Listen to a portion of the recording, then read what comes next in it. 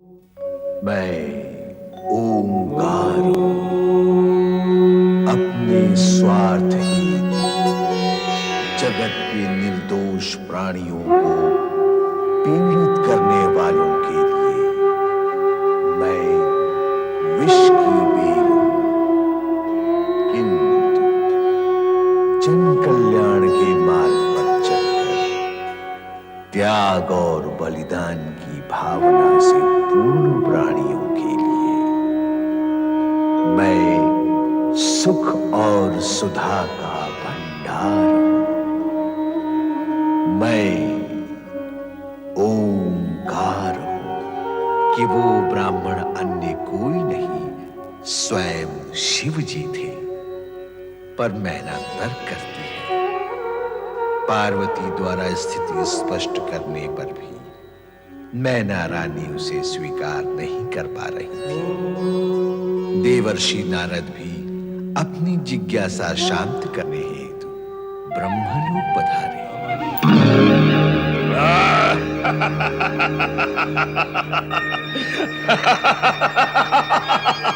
दानवराज महाबली तारकासुर की जय। नारायण नारायण। नारद, तुम मेघासुर इसे क्यों पकड़ लाए? इसलिए कि आप सोच सके और सोचकर निर्णय ले सके। स्पष्ट रूप से कहो मेघासुर, कहना क्या चाहते हो? महाबली, ये नारायण भक्त शिव की भक्ति करते हुए देवताओं को सूचित और आमंत्रित करने जा रहा था। ये दुष्ट आपका अमंगल सोच रहा था महाबली। ये चोटी वाला हमारा क्या अमंगल करेगा? अमंगल ये स्वयं नहीं करता, ये तो केवल सोचता है और करवाता है। इसका तो सोचना ही महाभयंकर है। मैंने इसे सोचते हुए देखा है। मेरा तो रोम रोम कांप गया इसे सोचते हुए देखकर। ऐसा क्या सोचते हुए देखा तुमने? बोलो। आपके वध के कार्यक्रम पर सोच रहा था महाबली। क्या? हाँ दैत्यराज, शिव पार्वती विवाह से पुत्र उत्पन्न होगा, शिव पुत्र, जो आपका वध करेगा। आपके वध से देवता प्रसन्न होंगे, इसलिए देवताओं को शिव पार्वती विवाह का वो शुभ समाचार देने जिसके भीतर आपके वध का कार्यक्रम छिपा हुआ था। आकाश मार्ग से जा रहा था ये चोटी वाला। इसे ऐसा सोचते हुए मैंने देख लिया और आपके पास पकड़ कर ले आया महाबली। हे नारद! नारायण नारायण। दैत्यराज, क्रोध करने से किसी को लाभ नहीं हुआ, हाँ हानि अवश्य हुई है। क्रोध करने से रक्त का प्रवाह विरुद्ध दिशा में बहने लगता है, अर्थात शरीर जीवन की ओर न बढ़कर मृत्यु की ओर बढ़ने लगता है। ज्ञानी और संतजन प्रभु से यही प्रार्थना करते हैं कि हे प्रभु, हमें मृत्यु की ओर से अमरत्व की ओर ले चलो। परंतु आप तो विपरीत दिशा में गमन कर रहे हैं दैत्यराज। नारद, बहुत अधिक बोलते हो तुम। बोल का ही तो मोल होता है दैत्यराज। फिर यह प्रश्न नहीं कि मैं अधिक बोलता हूं या कम बोलता हूं, मधुर बोलता हूं या कटु बोलता हूं, भयभीत होकर बोलता हूं या निर्भय होकर बोलता हूं। नहीं, आप मात्र इतना विचार करें कि मैं सत्य बोलता हूं या नहीं। नारद, क्या तुम अपनी वाणी पर कभी विराम नहीं लगाते? तो आप दैत्यराज मेरी वाणी पर विराम लगाने के इच्छुक हैं, क्योंकि दैत्यराज आप में सत्य सुनने और उसे सहन करने की सामर्थ्य नहीं है। नारद! मेरी वाणी से यदि आपको इतना कष्ट होता है, तो आपके अत्याचार से प्रजा को कितना कष्ट होता होगा। दैत्यराज, यदि विराम लगाना ही है आपको, तो अपने अत्याचार हिंसा पर विराम लगाएं। सावधान नारद! सावधान तो मैं हूं ही दैत्यराज, परंतु आप अपनी हिंसा, स्वार्थ, अत्याचार और दुर्भावना पर विराम क्यों नहीं लगाते?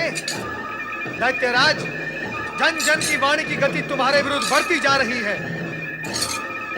ना तो तुम जन चेतना के प्रवाह को रोक सकते हो ना जन साधारण के सत्य को रोक सकते हो, ना ही जनवाणी को रोक सकते हो।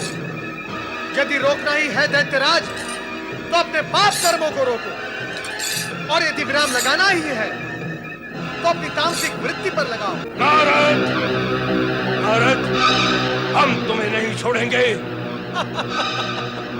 दैत्यराज, दुष्कर्म करने की सौगंध ही ले रखी है आपने। कभी कभार भूले भटके सत्कर्म करने का विचार ही कर लिया करो। करना तो संभव क्या होगा। ये दुष्ट नारद तो महाबली को उत्तेजित ही करता जा रहा है। परिणाम भी यही भुगतेगा महाबली। हे नारद, तुम्हारा ये विराम जो तुम हम पर लगाना चाहते हो, हम तुम्हारे जीवन पर लगा देंगे। फिर न रहेगा बांस और न बजेगी बांसुरी, न देवताओं को निमंत्रण जाएंगे, न शिव पार्वती विवाह होगा। फिर हम हिमालय राज्य प्रवेश कर वहां की विवाह की सभी तैयारियों पर विराम लगा देंगे। नारायण नारायण, ज्ञानी सत्य ही कहते हैं कि अज्ञानी में दूरदर्शिता होती ही नहीं। क्या कहा तूने? भूल हो गई। इतना बड़ा सत्य आपकी छोटी सी बुद्धि में नहीं समाएगा। अभी तक जो मैंने कहा उस पर ध्यान न देकर अभी जो मैं कहने जा रहा हूं, कृपया आप उस पर ध्यान दें। क्या कहोगे? यही कि अपनी मृत्यु से पूर्व अपने मरने का आयोजन न करो। शिव आज्ञा विरुद्ध यदि आपने हिमालय क्षेत्र में प्रवेश किया अथवा आक्रमण किया तो परमपिता ब्रह्मा जी का वरदान भी आपको नहीं बचा सकता। शिवपुत्र के उत्पन्न होने से पूर्व ही शिव जी के क्रोध से आप मारे जाओगे। महाबली, आप इस नारद को अपने विरुद्ध षड्यंत्र करने के अपराध में तुरंत दंडित करेंगे तो इसका प्रलाप बंद हो जाएगा। नारद, सावधान! शिव दूत पर आक्रमण करने से शिव क्रोध से नहीं बच पाओगे दैत्यराज।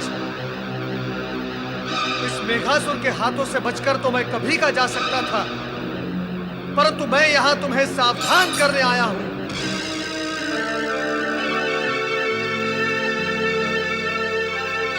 नारद, नारद कोई ऐसा उपाय बताओ कि मैं शिवपुत्र के हाथों न मरूं। शिव आराधना करो, इसी समय प्रारंभ करो। कहां गया?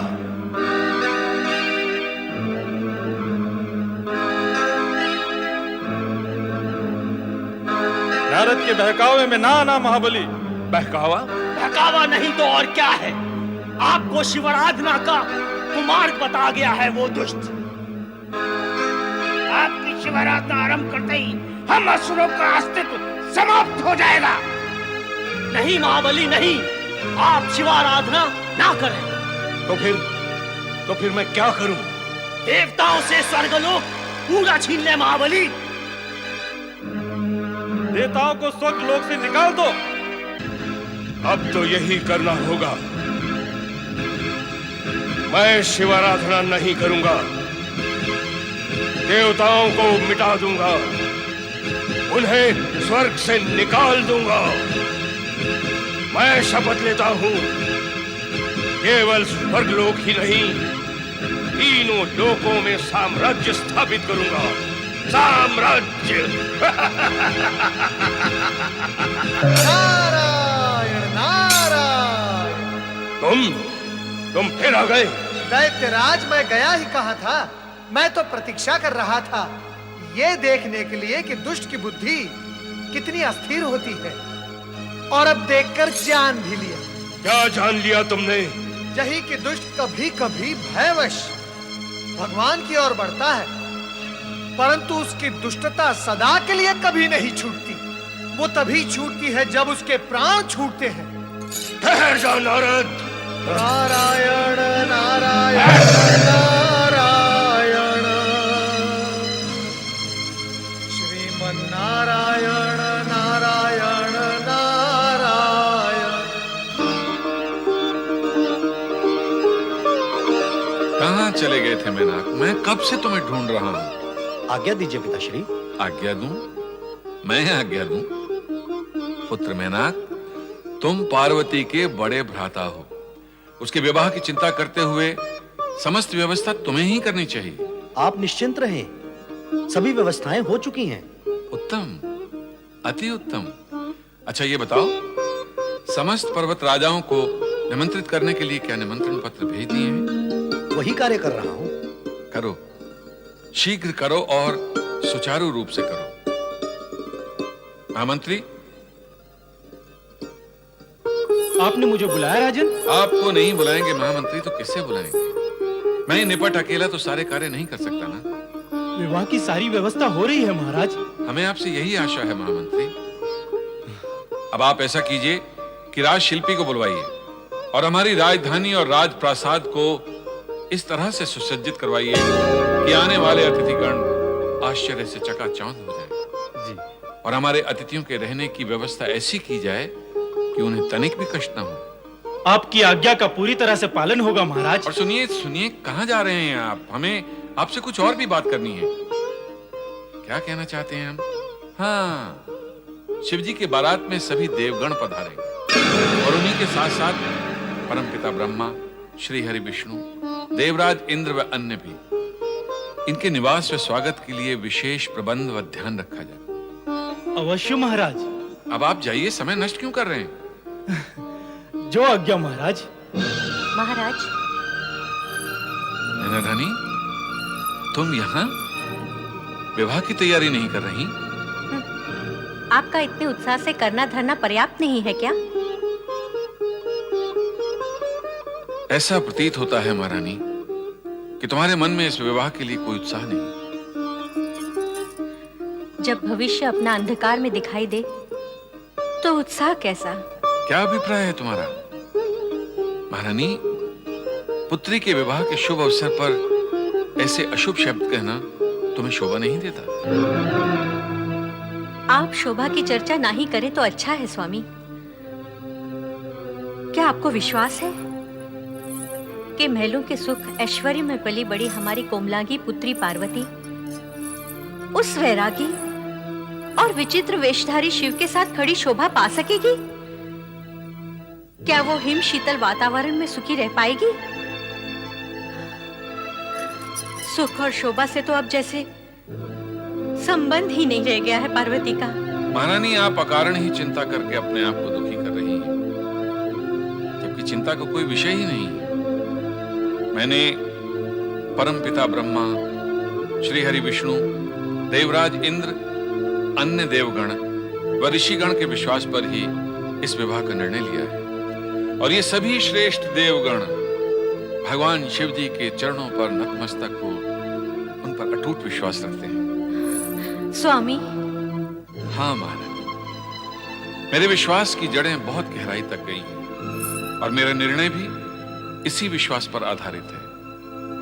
महारानी, पार्वती मेरी भी पुत्री है जितनी तुम्हारी। क्या मैं उसका अहित चाहूंगा?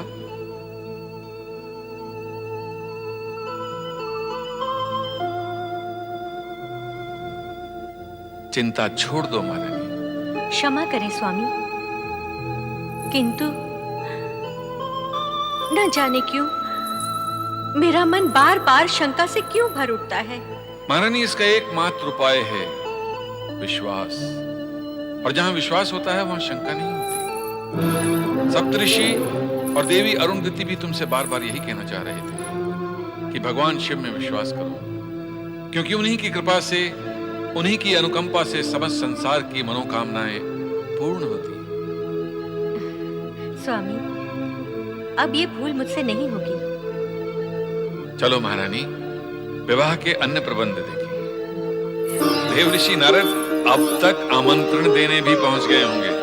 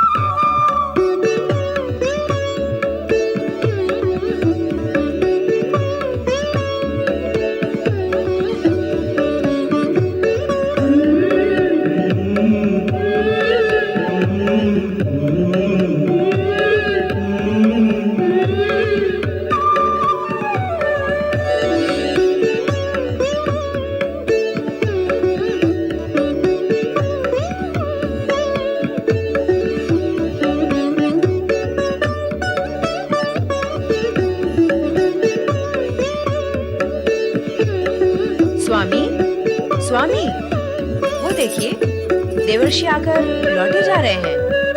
स्वामी, मैंने कहा देवर्षि क्यों आए और क्यों लौटे जा रहे हैं? तनिक पूछिए तो सही। देवर्षि, देवर्षि, देवर्षि नारद, देवर्षि, देवर्षि, देवर्षि, कहाँ लौट चले? आइए, पधारिए। पधारना तो हुआ देवराज, परंतु ये फिर क्या हुआ? फिर क्या होना था देवर्षि?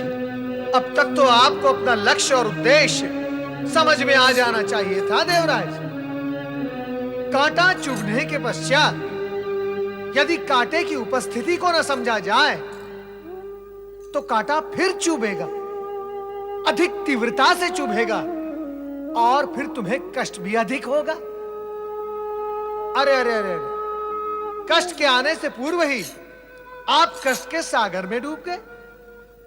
मैं आपको उबारता हूं देवराज, आइए।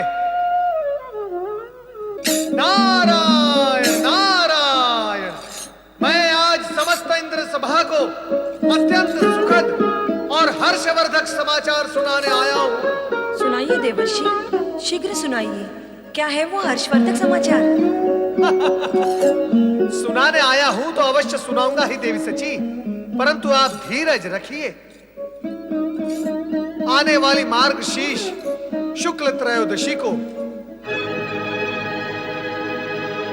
आप कहो भी देवर्षि, क्या है आने वाले मार्गशीर्ष शुक्ल त्रयोदशी के दिन?